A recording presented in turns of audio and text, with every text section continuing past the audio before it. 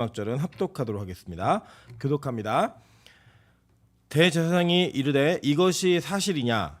스데반이 이르되 여러분 부영들이여 들으소서. 우리 조상 아브라함이 하란에 있기 전 메소보다미아에 있을 때에 영광의 하나님이 그에게 보여 이르시되 내 고향과 친척을 떠나 내가 내게 보일 땅으로 가라 하시니 아브라함이 갈대아 사람의 땅을 떠나 하란에 거하다가 그의 아버지가 죽음에 하나님이 그를 거기서 너희 지금 사는 이 땅으로 옮기셨느니라. 그러나 여기서 발 붙일 만한 땅도 유업으로 주지 아니하시고 다만 이 땅을 아직 자식도 없는 그와 그의 후손에게 소유로 주신다고 약속하셨으며 하나님이 또 이같이 말씀하시되 그 후손이 다른 땅에서 나그네가 되리니 그 땅 사람들이 종으로 삼아 400년 동안을 괴롭게 하리라 하시고 또 이르시되 종 삼는 나라를 내가 심판하리니 그 후에 그들이 나와서 이곳에서 나를 섬기리라 하시고 할례의 언약을 아브라함에게 주셨더니 그가 이삭을 낳아 여드레 만에 할례를 행하고 이삭이 야곱을 야곱이 우리 12조상을 낳으니라. 아멘.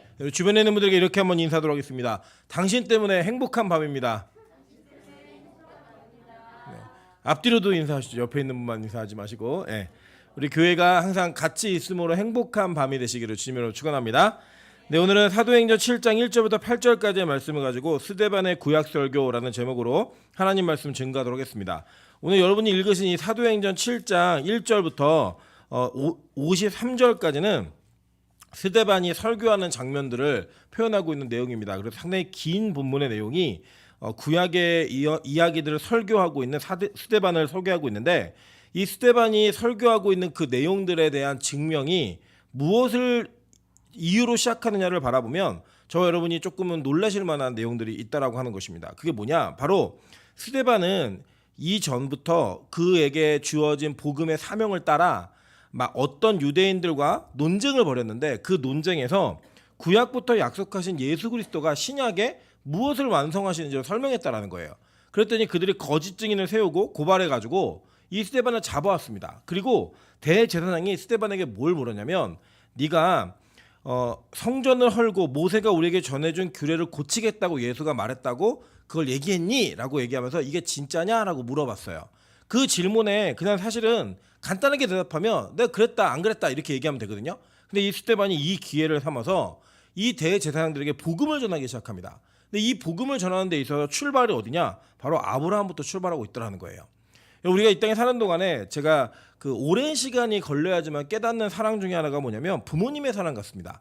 그러니까 이제 어렸을 때는 이 부모님께서 우리를 사랑한다는 거를 유아기 때는 많이 느끼는 것 같아요. 많이 느껴서 그냥 엄마 아빠에게 무언가를 이야기하면 다 된다라고 생각을 하고 있고 내가 사랑받는 것에 대한 어떤 기대감이나 요구하는 것들을 뭐 서슴없이 요구합니다. 그런데 이 아이들이 이제 청소년기에 들어가고 이제 청년기에 들어가기 시작하면 부모님과의 어떤 갈등이 생기는 것 같아요. 그게 뭐 어떤 잘못이 있었고 사건이 있었고 상관없이 조금은 멀어지는 개념이 있습니다. 그때 이제 멀어지면서 흔히 하는 얘기가 뭐냐면 엄마 아빠는 내 인생에 도움이 안 돼. 뭐 내지는 어머니 아버지가 사랑에 관심을 표현하는 것들이 그 자신들에게는 굉장히 큰 억압이나 족쇄처럼 느껴지는 이런 일들이 참 많이 있거든요. 근데 수없이 시간이 많이 지나고 나서 또 그 자녀가 자녀를 낳게 되다 보면 그 사랑 속에서 자녀를 향한 사랑 속에서 아 우리 어머니 아버지가 나를 이렇게 사랑했겠구나라고 하는 그 마음 때문에 부모님이라는 존재가 다른 각도로 이해가 되는 시점이 있습니다. 그래서 오랜 시간 동안 이 자녀들은 부모가 돼봐야 부모의 마음을 아는 것 같아요. 그래서 너희들은 아무리 그래도 부모 마음 몰라. 제가 참 저희 어머니하고 많이 다퉜거든요. 많이 다투면서 컸습니다. 왜냐면 어머니하고 기질이 비슷하기 때문에 그 같은 기질이 부딪히게 되면 융화되는 일이 있으면 너무 좋지만 부딪히는 일이 있으면 끝을 봐야 됩니다. 이 끝을 보는 일들이 많아갖고 참 저희 어머니가 그런 얘기 많이 하셔서 그때마다 너는 아직 부모 마음 모른다. 이 얘기를 참 많이 하셨어요. 근데 제가 진짜로 부모가 돼 보니까 아 우리 어머니가 이런 마음이셨겠구나 라고 하면서 깨달아지는 그전에는 깨닫지 못했던 내용들이 있더라는 거예요. 여러분 우리가 구약을 보면 사실은 구약 성경 자체가 하나님의 사랑을 온전하게 느끼고 십자가의 사랑을 온전히 이해하지 못할 때는 구약 자체의 내용이 잘 이해되지 않습니다. 사실.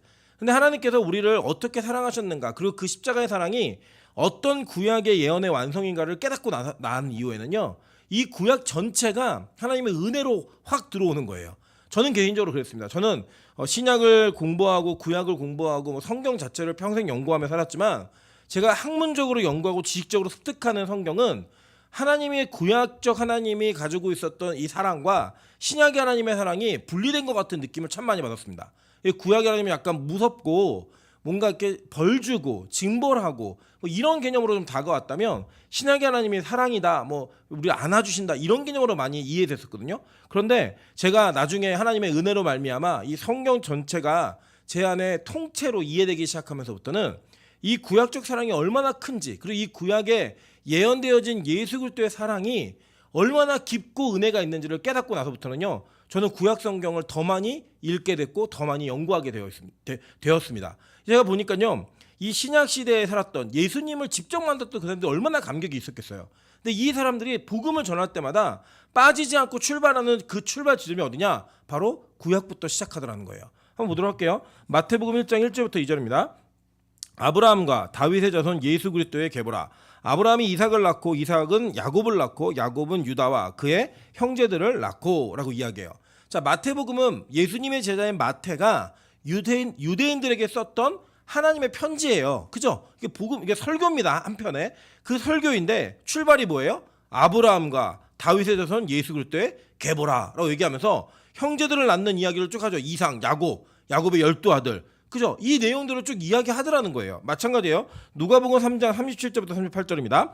그 위는 무드셀라요, 그 위는 에녹이요, 그 위는 야렛이요, 그 위는 마할랄렐이요, 그 위는 가이난이요, 그 위는 에노스요, 그 위는 셋이요, 그 위는 아담이요, 그 위는 하나님이시니라 라고 얘기하면서 구약의 출발점까지 역으로 쭉 올라가면서 구약 끝까지 출발점까지 다시 도달해서 복음을 설명하더라는 거예요.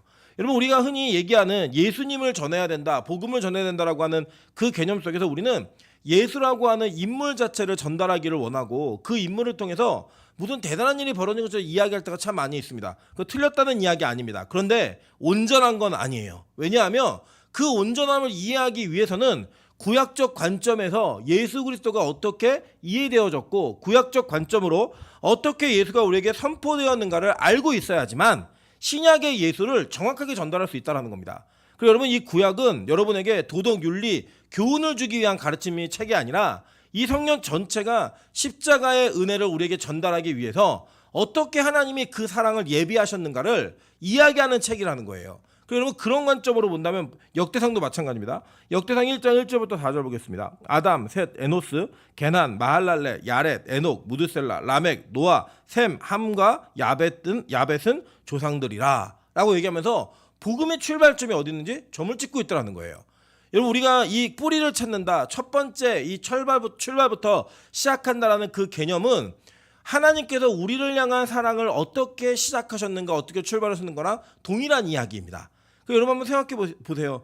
제가 아까도 말씀드렸듯이 자녀들이 부모가 나를 어떻게 사랑했을까? 그러니까 저는 그렇게 생각하거든요. 저희 가정이 처음에 이게 가정을 이룰 때 저희 아내가 저에게 했던 고백이 뭐였냐면, 자기는 난임이기 때문에 아이를 가질 수 없을 수도 있다라는 이야기를 했습니다. 그리고 나서 저희가 결혼을 하고 3개월 만에 찬수가 생겼거든요. 하나의 은혜로.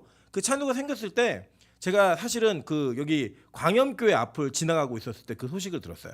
그래서 제가 거기서 보이는 편의점이 건너편에 있길래 너무 죄송하지만 목사로 하면 안 되죠. 불법 유턴을 해가지고 거기 그 편의점에 들어가서 그 임신 테스트기를 대량으로 사가지고 집으로 달려갔습니다. 네, 왜냐면 몇 개를 사오라고 얘기했거든요. 진짜 아니냐 확인을 최종적으로 하기 위해서. 그래서 제가 5개를 사가지고 갔는데 4개는 임신으로 나오고 하나는 임신으로 안 나왔어요. 왜냐면 하나는 배란 테스트기여가지고 그 이제 안 나오는 거고 잘못 사간 거죠. 제가 임신 테스트기 다 나왔을 때 저희 부부가 끌어안고 펑펑 울었습니다. 왜냐면 저는 개인적으로 하나님이 안 주시면 입양한다는 마음이 있었고 저희 아내는 저 몰래 혼자 굉장히 속을 많이 끓였던 거예요. 임신이 돼야 될 텐데 왜냐면 저희 부모님도 모르셨던 사실이었거든요. 그런 과정 속에서 그 아이가 생겼을 때 저 너무너무 행복했고 기뻤습니다. 그게 찬수였거든요.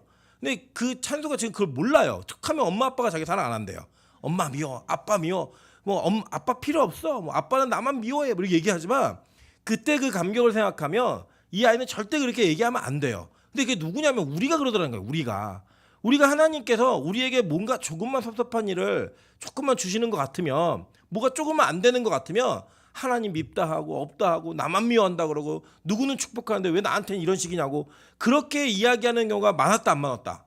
엄청 많았다. 그죠? 우리 일생에 그런 일이 많았다라는 거예요. 근데 그게 하나님의 사랑이 어떤 사랑인지를 깨닫고 나면 우리 절대 그런 말 할 수 없다라는 거예요. 그래서 십자가는 우리가 얼마나 큰 죄인인지 원래 그 십자가가 누가 달려야 되는지를 성경은 우리에게 선포하고 있고 십자가는 걸 이해시키고 있다는 겁니다. 그걸 이해해야지만 그 사랑이 얼마나 큰지 감격으로 들어갈 수 있기 때문에 더불어서 오늘 신약에 나타난 예수 그리스도를 증거하는 자들은 이 사랑에 대한 개념을 온전히 이해하고 그 출발을 어디서부터 찾냐면 구약부터 시작하고 찾고 있더라는 거예요. 하나님이 너 그때부터 그렇게 사랑한 거야. 그때부터 그렇게 너를 이뻐하셨어. 이걸 얘기하는 거예요. 여러분 그게 뭐냐면요. 우리가 복음이 이해가 된 자들, 복음이 내 안을 쑥 뚫고 들어온 자들은요. 이 사랑이 이해가 되어집니다. 그럼 이 감격과 이 사랑은 우리가 이 땅에 그 무엇과도 바꿀 수 없는 그 감격으로 변화되어서 내 안에 예수를 향한 사랑으로 바뀌어지게 되어 있더라는 거예요. 여러분 근데요. 이게 안 되는 사람들은 어떠냐. 이 설교를 다 듣고 난 다음에 사람들이 어떻게 반응했나 한번 보도록 할게요. 사도행전 7장 51절부터 53절입니다. 그러니까 이 설교가 다 되어질 때 마지막에 스데반이 했던 이야기예요. 목이 곧고 마음과 귀에 할례를 받지 못한 사람들아 너희도 너희 조상과 같이 항상 성령을 거스르는도다. 너희 조상들이 선지자들 중에 누구를 박해하지 아니하였느냐. 의인이 오시리라 예고한 자들을 그들이 죽였고 이제 너희는 그 의인을 잡아준 자여 살인한 자가 되었나니 너희는 천사가 전한 율법을 받고도 지키지 아니하였도다 하니라 라고 이야기해요. 그래서 참 놀라운 이야기 있죠. 뭐라고 했냐면 목이 곧고 마음과 귀에 할례를 받지 못한 자들은 이 십자가의 은혜가 안 들린다는 거예요.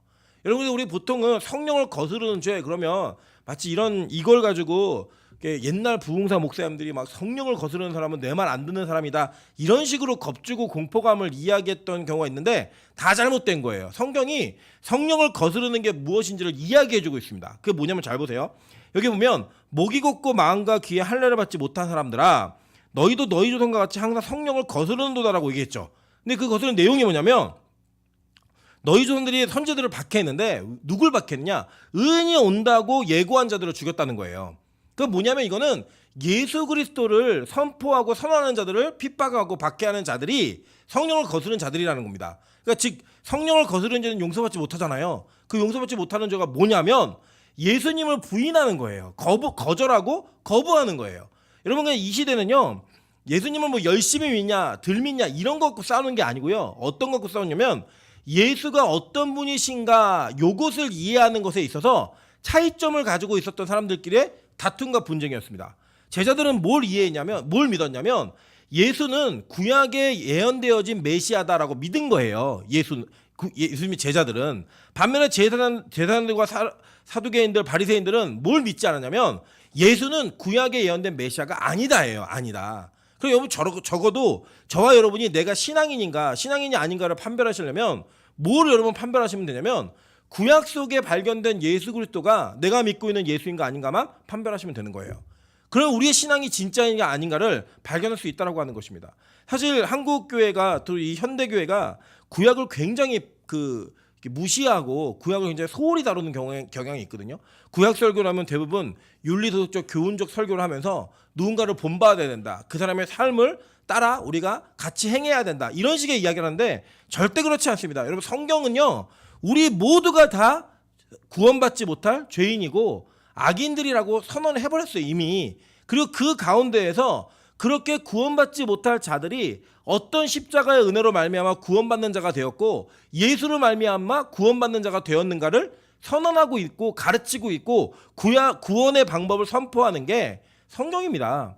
그거 똑같은 거예요. 구약의 성도들과 신약의 성도들이 어떤 믿음을 가지고 구원받았는가 이걸 얘기해 주는 거예요. 그래서 이 스데반은 오늘 구약 설교를 하면서 어떤 내용을 이야기하냐 아브라함의 믿음을 먼저 선언하는 거예요. 한번 내용을 보도록 할게요. 오늘 본문에 보시면 아브라함이 하란에 있기 전 메소포타미아에 있을 때 영광의 하나님이 그에게 보여 이르되 내 고향과 친척을 떠나 내가 내게 보일 땅으로 가라 하시니 아브라함이 갈대아 사람의 땅을 떠나 하란에 거하다가 그의 아버지가 죽음에 하나님이 그를 거기서 너희 지금 사는 이 땅으로 옮기셨느니라.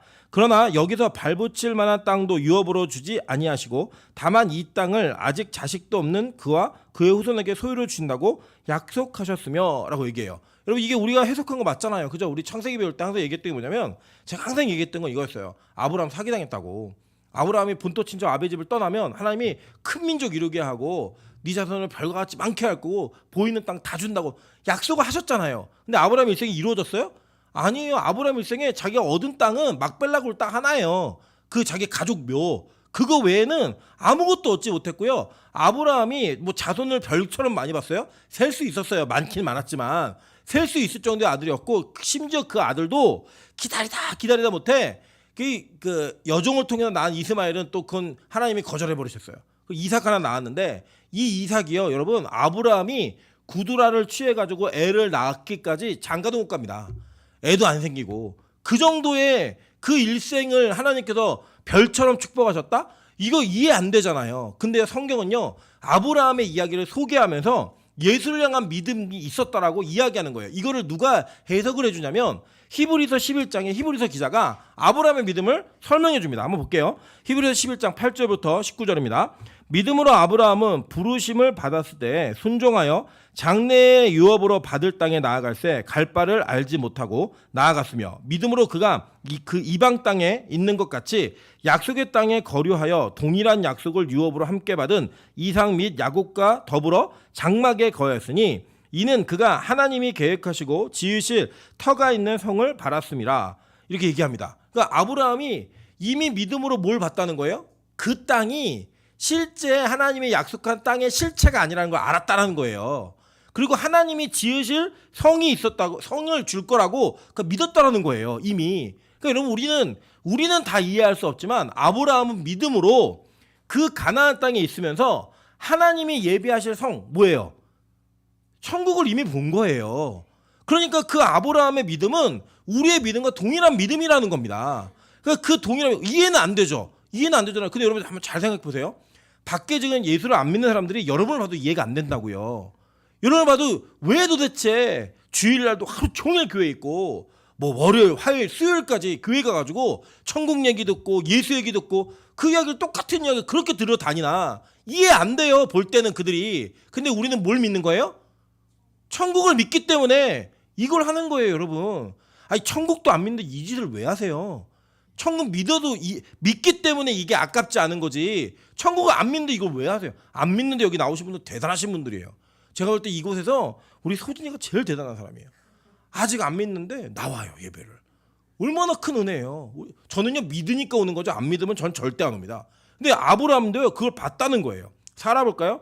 사라도 자신도 나이가 많아 단산하였으나 잉태할 수 있는 힘을 얻었으니 이는 약속하신 이를 미쁘신 줄을 알았습니다. 이러므로 죽은 자와 같은 한 사람으로 말미암아 하늘의 허다한 별과 또 해변의 무수한 모래와 같이 많은 후손이 생육하였느니라 라고 이야기해요. 그죠?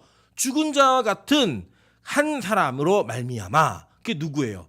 구약에서는 아브라함과 사라였잖아요. 단산에서 끊어졌잖아요. 경수가 끊어졌다 옛날에 이렇게 나오고 생리가 끊어진 거예요. 폐경이 된 거예요. 근데 그 죽은 몸으로부터 자녀가 나왔다라고 얘기하죠. 그게 뭐의 상징이었냐면 예수 그리스도가 십자가에 달려 죽으심으로 말미암아 얼마나 많은 영혼을 살리게 되는지를 그의 몸으로써 그 믿음이 나타난 거예요. 그리고 그 믿음을 경험했다라는 거예요. 그거 보세요. 이 사람들은 다 믿음을 따라 죽었으며 약속을 받지 못하였을 때 그것들을 멀리서 보고 환영하며 또 땅에서는 외국인과 나그네임을 증언하였으니 그들이 이같이 말하는 것은 자기들이 본향 찾는 자임을 나타냄이라 라고 얘기해요. 그러니까 결국 뭐냐면 그렇게 했지만 그들이 실체인 예수는 받지 못했다는 거예요. 그들 시대에. 그래서 죽었다는 거예요. 그럼에도 불구하고 그들은 먼 곳에서 멀리서 보고 환영하면서 외국인과 나그네임을 증언하면서 자기들의 본향 찾는, 그러니까 이 땅의 본향이 아니라 내가 천국의 본향임을 이야기하는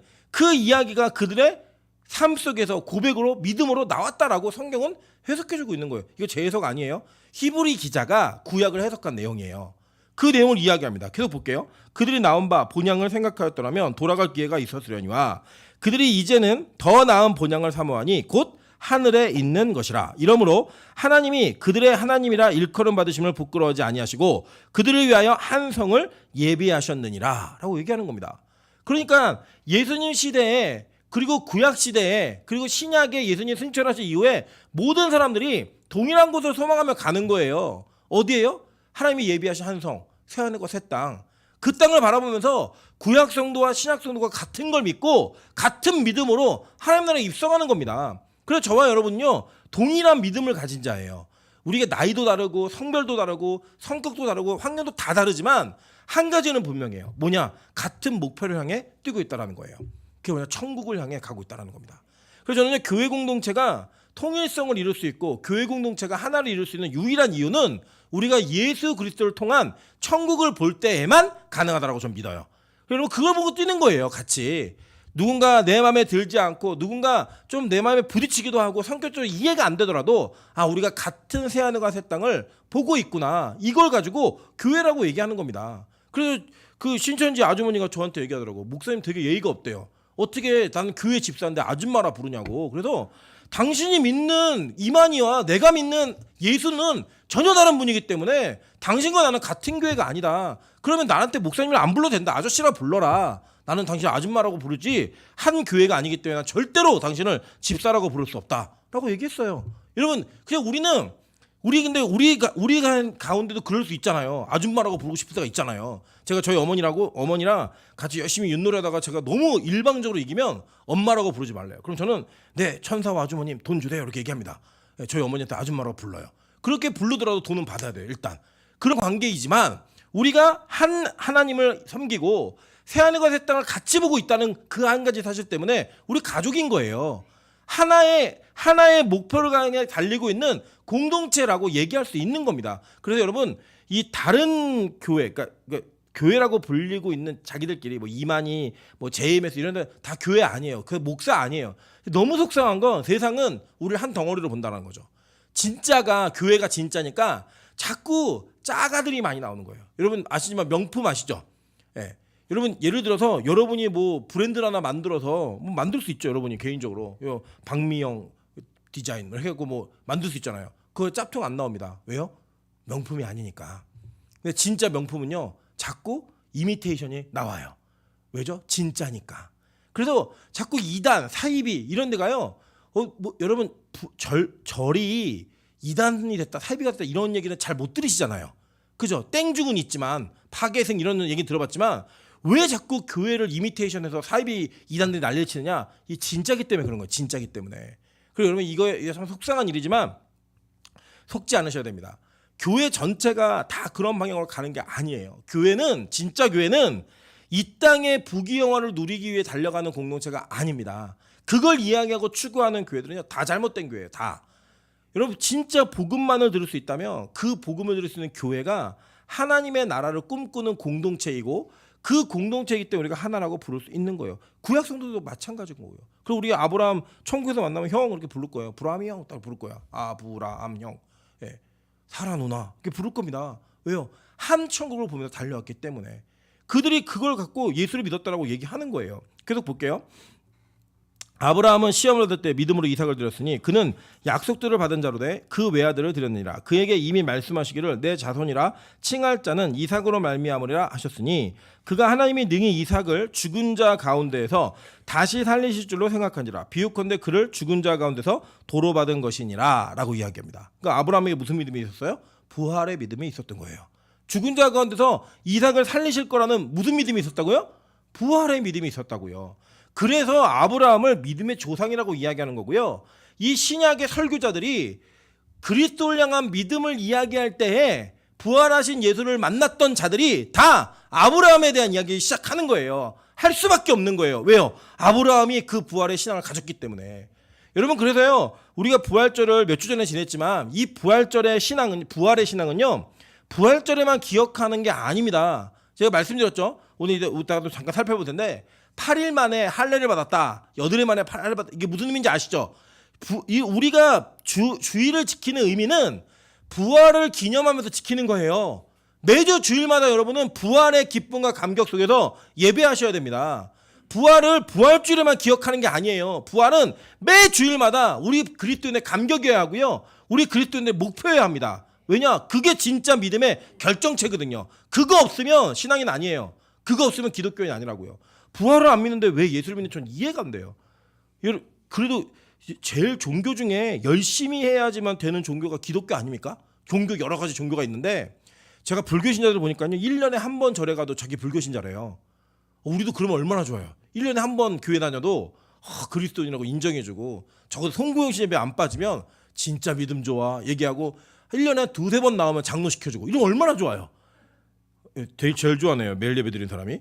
이게 제일 그 좋은 감격이 있는데 이 교회는 매주 불러요. 매주. 심지어 우리는 매일 불러가지고 안 나오면 또 왜 안 나냐고 물어봐요. 안 물어봤으면 좋겠는데 우리 좀 찜찜하게 안 나온 일도 있잖아요. 안 물어봤으면 좋겠는데 물어보고 이해시키고 해야 되는 일들이 너무나 많죠. 여러분 근데 왜 그런지 아세요? 이게요. 진짜 그 감격과 은혜가 이 땅의 그 어떤 것도 우리를 만족시키지 못하기 때문이에요.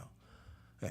저희 장모님이 이제 예수를 믿는 믿음이 막 싹트기 시작하신 분인데 지난주 토요일 날 예배를 드리시고 집에 내려오는데 그렇게 예배 오는 게 좋더래요. 그 전날까지만 해도 예배 이제 그만 가고 싶다. 너무 멀다. 막 이런 생각이 있었는데 예배 드리는 게 너무 기쁘더래요. 그게. 그래서 그 얘기를 간증을 저희 아내한테 했더니 저희 아내가 그렇게 얘기하더라고요.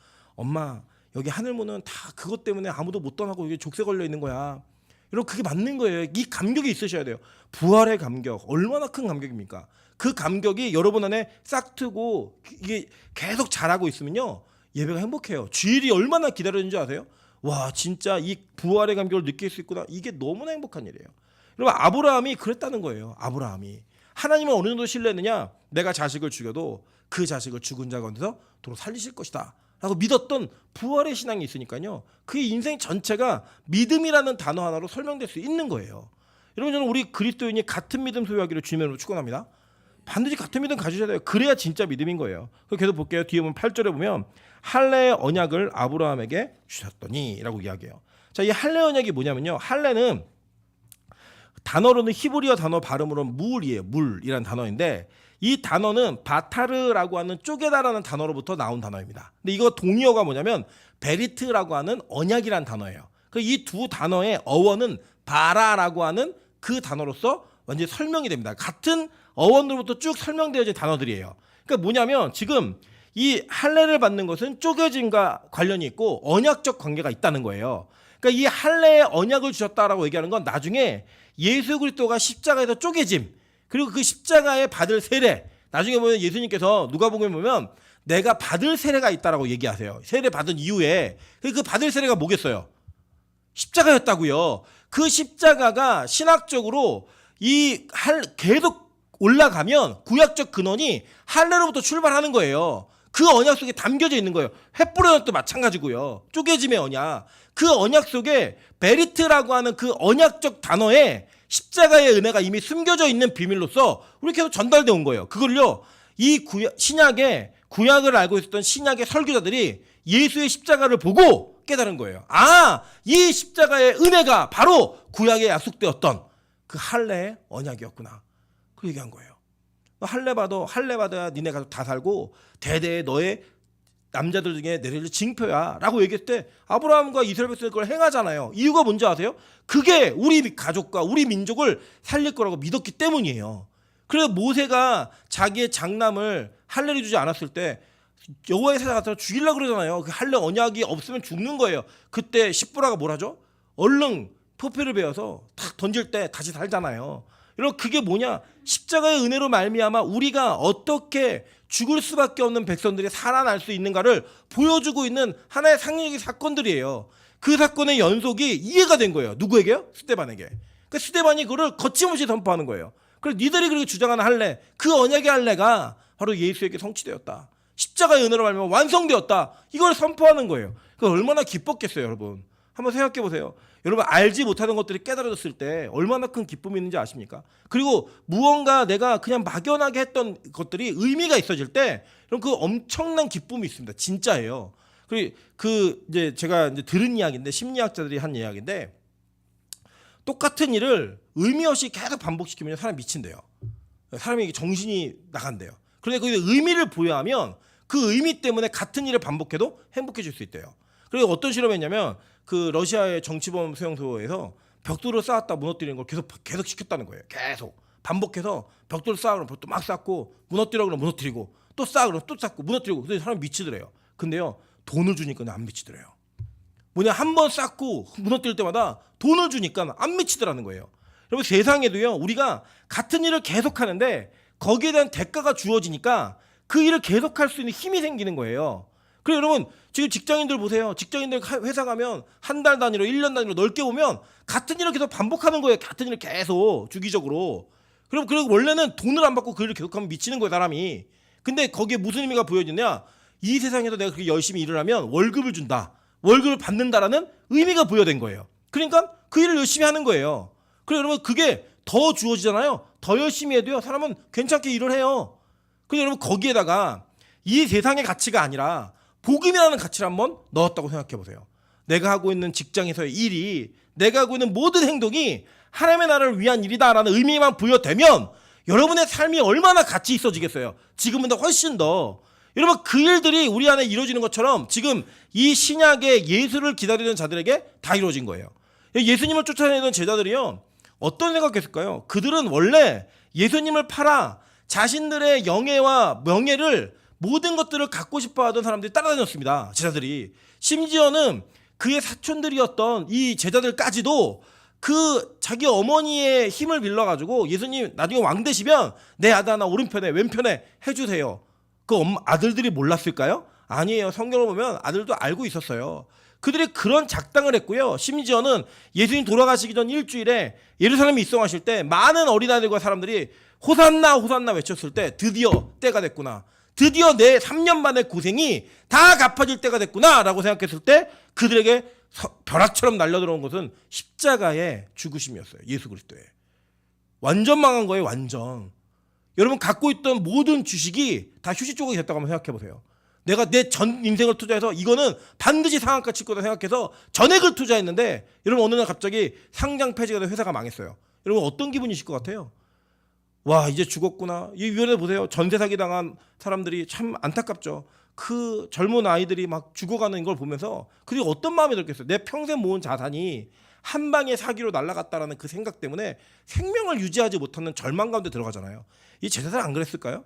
그랬던 그 제자들의 삶 가운데 자신들이 그렇게 망했다라고 생각했던 것이 얼마나 큰 대박인지를 발견한 거예요.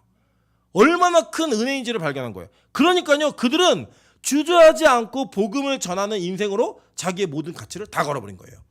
여러분 진짜 복음에서 이런 가치를 발견하신 적이 있으세요? 내가 이 세상에 그 어떤 것보다 예수 그리스도가 정말 가장 귀한 가치로서 그 가치가 내 손에 붙들려 있다는 게 감격적이고, 이 세상에 그 무엇이 실패하더라도 이 실패하지 않는 십자가의 은혜가 나의 인생 전체를 뒤바꾸는 그 감격 때문에 여러분 정말 행복해 보신 적 있으세요? 저는요 진짜 한번 그런 적 있어요. 그 침대에 자려고 누워 있는데 그냥 내가 뭘 하고 인류 전체 역사 속에 임철이나 한 사람을 택하셔서 목사로 사용하시는 그 은혜가 너무나 감격적이어서 그냥 펑펑 울었습니다. 누워가지고 하나님 너무 감사해요. 하나님 너무 감사해요. 여러분 그게 바로 우리가 발견해야 될 감격이고요. 인생을 던져야 될 가치라는 거예요. 가치. 누가 그랬죠? 그래요? 목사님은 목회 안 했으면 사업을 했을 것 같아요. 맞아요. 저는 만약에 목회 안 하고 제 인생에 그 예수라는 가치를 발견 못했으면요, 저 돈 버는데 올인했을 거예요. 진짜 제 인생 전체를 정말 올인했을 거예요. 근데요, 저는 그것보다 더 귀한 가치가 이곳에 있다는 걸 알아요. 제자도 그걸 발견한 거예요. 근데 그걸 어디서 발견했냐? 구약에서 발견한 거예요. 여러분 그래서 저는요, 여러분이 이 성경의 기쁨을 온전히 누리셨으면 좋겠어요. 진짜로요. 이 성경의 감격이 여러분 인생에 막 이렇게 막 불타 올랐으면 좋겠어요. 막 성경을 볼 때마다 행복하고 즐겁고, 저도 막 그런 적이 있었거든요. 막 성경 8시간씩 그냥 앉아서 보는데 뭐 정말 수분이 지나간 것 같이 잠깐 지나가는 시간인데 8시간씩 앉아서 성경 보고 막 이랬던 시간들, 그 시간 지금 타락해가지고 지금 그렇게까지 안 되는데 그때 너무 감격적이에요. 진짜로. 아, 이 말씀이 이렇게 기쁘구나, 이렇게 즐겁구나. 여러분 빛과소금 교회가 하나님께서 세우시고 이끌어 가시는 과정 속에서 임철이라는 담임 목사를 보내신 이유는 제가 대단해서가 아니라 저를 통해 하나님의 말씀의 가치가 얼마나 가치 있는지를 더 많이 알려주시기 위해 전 보내셨다고 믿어요. 저는 그 일만 열심히 하는 거예요. 그냥 제가 부족한 것도 많고 실수도 참 많지만 그냥 그거 한 가지로 저를 그냥 아껴주셨으면 좋겠어요. 그냥 기도해 주시고 아 그래 다른 건 그냥 다 소홀하고 못해도 말씀 전하는 데는 목숨 걸고 있으니까 우리 그거 하나 보고 기도해 주자. 그거 하나 보고 밀어주자. 왜냐 그게 여러분에게 생명을 전달하는 통로이기 때문이에요. 그거 하나만 붙드시면 돼요. 사람도 기억 안 하셔도 되고 누구도 기억 안 하셔도 돼요. 그냥 딱 그거 하나만 붙드시면 돼요. 아, 이 말씀을 통해서 약속하신 그 예수가 내 하나님이시구나. 그분이 나의 구주이시구나. 그것만 여러분 붙으실 수 있으면 여러분의 인생 전체가 뒤바뀔 수 있는 그 은혜가 있다라는 거예요.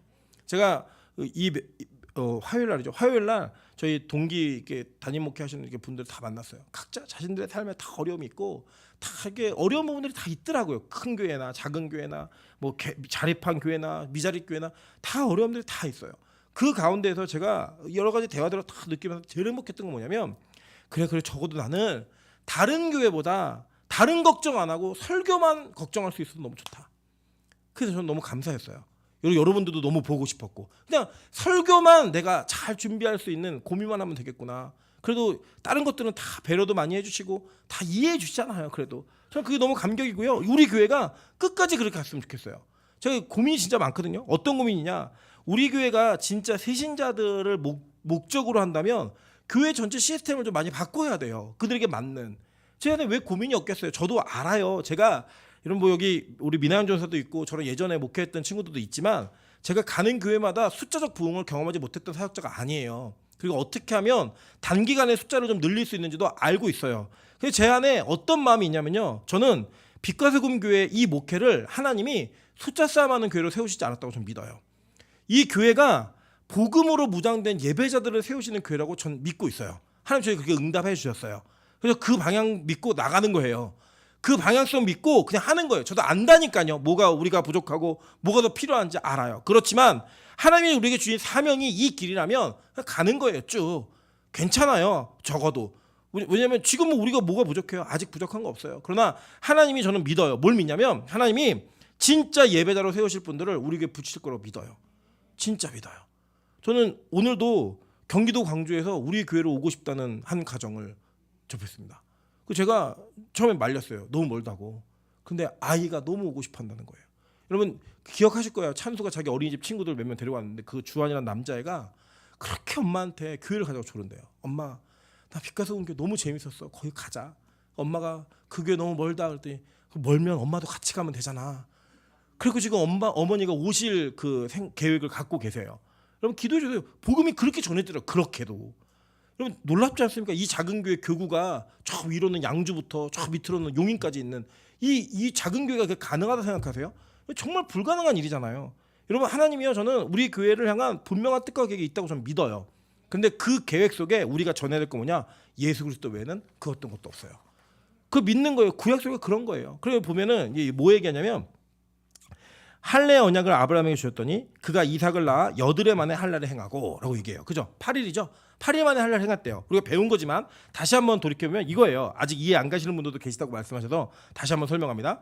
뭐냐면 원래 구약의 관점에서 토요일이 안식일이었어요. 구약은.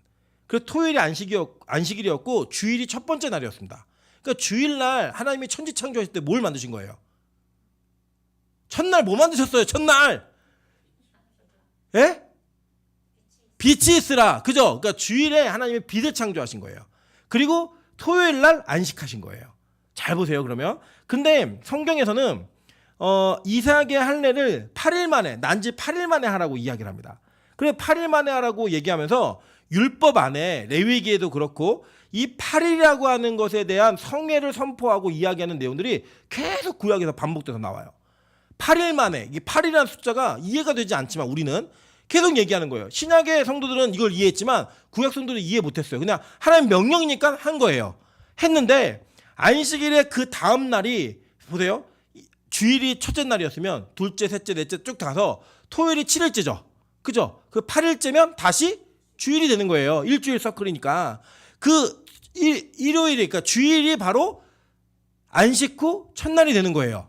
이 첫날에 하나님께서 뭘 하셨느냐? 안식 후 첫날에 예수님 부활하셨어요. 부활이 여러분 어떤 개념이냐면 첫 번째 안식이 아담 때문에 깨졌어요. 아담의 죄를 지었기 때문에 박살난 거예요. 하나의 관계가. 안식이 무슨 개념이라 그랬어요? 샤바트가 원래 자리로 돌아가다 이 개념이었잖아요. 회복하다. 그러니까 하나님과 창조주와 피조물의 관계가 이 안식이라는 개념 속에 예배자와 예배를 받는 자의 관계였는데 이거를 아담이 깨버렸어요. 하나님처럼 되고 싶어 했어요. 그래서 월권한 거예요. 그 권위를 도둑질해버린 거예요. 부모에게 대항해버린 거예요.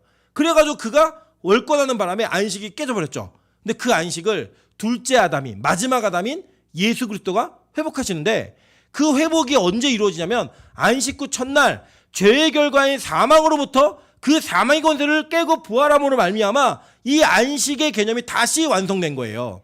여러분 우리가 영원한 안식에 들어갈 때 부활해서 들어갑니다. 그냥 들어가는 거 아니에요.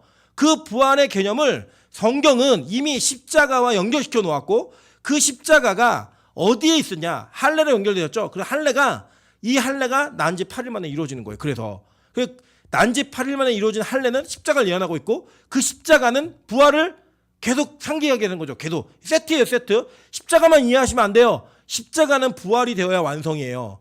그 완성으로 말미암아 우리에게 새로운 안식을 허락하는 게 안식 후 첫날이에요. 그래서 우리가 구약적 개념으로 토요일을 안식일로 지키는 게 아니라 안식 후 첫날인 주일을 안식일로 지키는 겁니다. 그리고 여기 보시면 예수님이 언제 부활하셨죠? 12분 볼게요. 요한복음 20장 1절. 안식 후 첫날 일찍이 아직 어두울 때 막달라 마리아가 무덤에서 와서 돌이 무덤에 옮겨진 것을 보고라고 이야기해요. 자 보세요. 요한복음 20장 19절부터 22절이에요. 이날 곧 안식 후 첫날 저녁 때 제자들이 유대인들이 두려워서 모인 곳에 문들어 닫았더니 예수께서 오사 가운데 서서 이르시되 너희에게 평강이 있을지어다. 이게 뭐예요? 샬롬이에요. 샬롬 이게 뭐야? 안식이라고요. 안식을 주는 거예요. 이 안식 후 첫날. 그리고 우리가 주일을 그렇게 지키는 거예요. 이거를 누가 알았느냐? 스데반이 깨달은 거예요. 그래서 안식 후 할례 언약이 여드레 만에 이루어졌다는 걸 강조하고 얘기하는 거예요.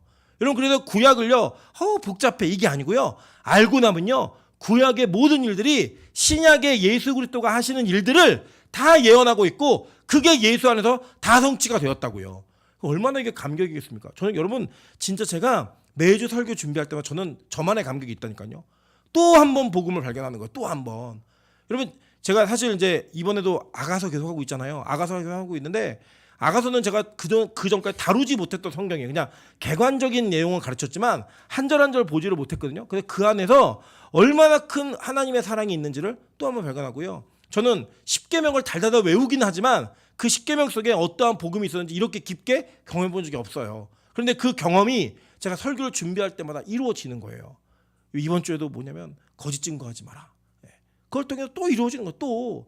여러분 이 복음의 연속적인 이 반응들 이게요. 저는 우리 교회에 막 충만했으면 좋겠어요. 그리고 우리 교회가 모이면 먹는 얘기하는 게 아니라 성경 이야기하고 모이면 말씀 이야기하고 누군가에게 복음을 전할 때에도 우리 교회 뭐 어때? 뭐 우리 교회 뭐 의자가 편해, 신기해, 예뻐 이런 얘기가 아니라 야 우리 교회는 말씀이 살아 있어. 우리 교회는 그 성경을 배울 수가 있어. 그 시시한 이런 이 땅의 이야기가 아닌 하나님 나라의 이야기가 있고 성경 본문을 이해할 수 있는 그 은혜가 있어. 그런 감격으로 넘치는 교회가 되기를 소망합니다. 여러분 그런 교회가 되시도록 여러분 더 노력해 주셔야 돼요. 그리고 그런 교회를 자랑할 수 있으셔야 돼요. 그래야지만 하나님의 은혜가 우리에게 임하더라는 거예요. 여러분 그래 보세요. 나중에 이삭, 야곱 이야기 다 하잖아요. 이것도 다 얘기하면 또 시간이 너무 기니까 간단히 간추려서 얘기합니다. 야곱이 12지파 우리의 조상들을 낳았다. 12조상을 낳았다라고 얘기하죠. 이 12조상이 계시록에서는 뭐로 예언되는지 아세요? 구약의 구원받은 성도들로 상징되는 거예요. 계시록 21장 11절부터 12절입니다. 하나님의 영광이 있어 그 성의 빛이 지극히 귀한 보석 같고 벽옥과 수정같이 맑더라. 크고 높은 성곽이 있고 12문이 있는데 문에 12천사가 있고 그 문들 위에 이름을 썼으니 이스라엘 자손 12지파의 이름들이라 라고 얘기하는 거예요. 그게 뭐냐? 구약의 구원받은 성도의 대표 상징이 뭐다? 12지파. 신약에는요 12사도. 그렇게 이게 기록되어 있는 거예요. 근데 이것도 보세요. 저 신천지가 뭐 야고보 지파 다 가져갔잖아요. 이 교회가 이거를 빨리 선점하고 선취해야 되는데 자꾸 이게 너무 오리지널이 정말 진리다 보니까 짭퉁들이 자꾸 저 난리를 쳐요. 그래서 우리는 예를 들어 교회가 뭐 구역을 만들 때 예를 들어 여기는 베드로 지파, 야고보 지파 이런 벌써 속상하잖아요. 우리 신천지 아니고 오해받아야 되고 이런 일이 있잖아요. 여러분 복음은요. 그 진리는요. 하나님께서 어느 하나도 소홀하게 다루시고 이야기하신 게 없어요. 의미 없이 다루신 게 없다고요. 12지파, 12사도 다 하나님의 계획과 뜻 속에서 다 이루어진 계획들이에요. 이게요, 예수님이 오시니까 명쾌해지는 거예요. 예수님이 오시니까 명확해지는 거예요. 여러분, 성경이 잘 이해가 안 간다. 여러분, 너무 죄송하지만 여러분 아직 복음을 모르시는 거예요. 구약이 잘 이해가 안 된다. 여러분, 너무 죄송하지만 아직 예수를 제대로 이해하지 못하신 거예요. 여러분, 저는 우리 교회가 이 말씀으로 무장된 교회가 되길 소망합니다. 목사가 구약을 설교하는 교회가 아니라 저는 성도가 구약을 가르치는 교회가 되길 소망합니다. 진짜예요. 전 정말 그런 비전이 있습니다. 우리 성도들이 어떤 애나도 구약적인 메시아 개념이, 메시아 사상이 어떻게 예수에게 성취되는 걸 설명할 수 있는 복음 전도에 있어서 분명한 하나님이 주신 진리의 그 역사의 대가 있는 여러분, 저와 여러분 되셨으면 진짜 좋겠어요. 오늘 스데반이요, 이 구약 설교하고 어떻게 되느냐, 맞아 죽습니다. 순교해요. 네. 왜요? 이 구약의 설교를 들었던 이 사람들이 목이 곧고 성령을 거스르니까 돌을 들고 쳐버린 거예요. 근데 여러분, 그게 무슨 얘기인지 아세요? 거꾸로 이야기하면 마귀가 너무 듣기 싫어하는 설교라는 거예요. 악한 마귀가 너무 듣기 싫어하는 설교라는 거예요. 여러분, 이 땅에는요, 악한 마귀가 너무 듣기 좋아하는 설교 참 많이 있습니다. 제가 대형교회 목사님들 설교를 가끔씩, 아주 가끔씩 이렇게 듣습니다. 그냥 들을 때마다 참 안타까워요. 저는 무능하고 저는 능력이 없는 목사라서 뭐 저의 설교를 수많은 사람들이 듣진 않아요. 근데 그분들은 한 번 설교할 때 몇만 명씩, 심지어는 수십만 명씩 듣는 분들도 계세요. 근데 그 설교 안에 예수가 없고요, 복음이 없어요. 십자가 이런 거 없어요. 그냥 사람들의 이성을 만족시키고 사람들에게 평안을 주고 사람들의 심리적인 치유와 위로를 해주는 그런 설교의 내용이 가득해요. 그런 설교하니까 사람들이 모이더라고요. 네, 그럴 수 있죠. 그것도 필요합니다. 그러나 그렇게 모인 자들에게 그 좋은 시간에, 그 정말 절대적 시간에 십자가가 외쳐지지 않고 예수가 외쳐지지 않는다? 저는 못하겠습니다. 저는 이제는 제 양심상 제가 죽는 그날까지 저에게 주어진 시간 속에서 예수를 말하지 않고 설교한다? 저 인생에 그런 일 없습니다. 여러분, 앞으로 우리 교회 설교가 어떤 내용으로 이루어질까? 고민도 하지 마시고 의심도 하지 마세요. 아, 그냥 임철 목사는 처음부터 끝까지 예수만 얘기하다 그냥 집에 가겠구나, 이렇게 생각하시면 돼요. 오늘도 예수 얘기 들으러 간다, 오늘도 십자가 얘기 들으러 간다. 그렇게 오셔서 그 은혜를 누리시다가 마지막 주님 오시는 그날에 그 진짜였구나, 정말이었구나, 이 예수가 사실이었구나, 누군가가 이거 정말 사실이냐고 물을 때 내가 지금부터 설명해 줄게 라고 얘기했던 그 사실이 여러분 눈앞에서 현실로 이루어지는 일들을 같이 보시기를 주님의 이름으로 축원합니다. 같이 한번 찬양으로 기도하며 나가도록 하겠습니다. 무엇이 변치 않아 내 소망이 되며. 구약의 아브라함의 소망도 예수였고 지금 오늘 저와 여러분의 소망도 예수입니다. 우리는 그 같은 소망을 붙들고 나아가는 존재들이에요. 여러분, 이 십자가가 여러분에게 같은 소망을 주고 같은 방향을 걷게 하는 유일한 하나님의 은혜의 통로가 되시기를 주님의 이름으로 축원합니다. 찬양으로 기도하겠습니다.